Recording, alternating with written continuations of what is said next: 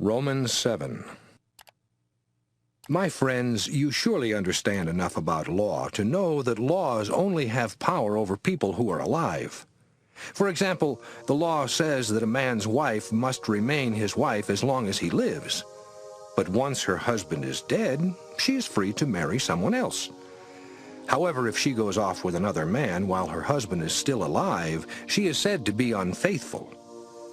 That is how it is with you, my friends. You are now part of the body of Christ and are dead to the power of the law. You are free to belong to Christ, who was raised to life so that we could serve God. When we thought only of ourselves, the law made us have sinful desires. It made every part of our bodies into slaves who were doomed to die. But the law no longer rules over us. We are like dead people, and it cannot have any power over us. Now we can serve God in a new way by obeying His Spirit, and not in the old way by obeying the written law. Does this mean that the law is sinful? Certainly not. But if it had not been for the law, I would not have known what sin is really like. For example, I would not have known what it means to want something that belongs to someone else, unless the law had told me not to do that. It was sin that used this command as a way of making me have all kinds of desires. But without the law, sin is dead. Before I knew about the law, I was alive. But as soon as I heard that command, sin came to life and I died. The very command that was supposed to bring life to me instead brought death.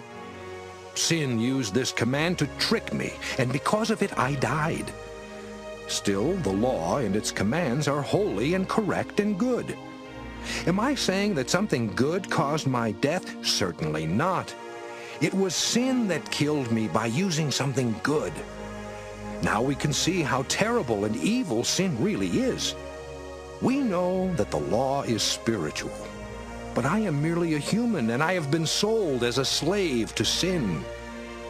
In fact, I don't understand why I act the way I do. I don't do what I know is right. I do the things I hate. Although I don't do what I know is right, I agree that the law is good. So I am not the one doing these evil things. The sin that lives in me is what does them. I know that my selfish desires won't let me do anything that is good. Even when I want to do right, I cannot. Instead of doing what I know is right, I do wrong. And so if I don't do what I know is right, I am no longer the one doing these evil things. The sin that lives in me is what does them. The law has shown me that something in me keeps me from doing what I know is right. With my whole heart, I agree with the law of God. But in every part of me, I discover something fighting against my mind, and it makes me a prisoner of sin that controls everything I do. What a miserable person I am! Who will rescue me from this body that is doomed to die? Thank God, Jesus Christ will rescue me. So with my mind, I serve the law of God, although my selfish desires make me serve the law of sin.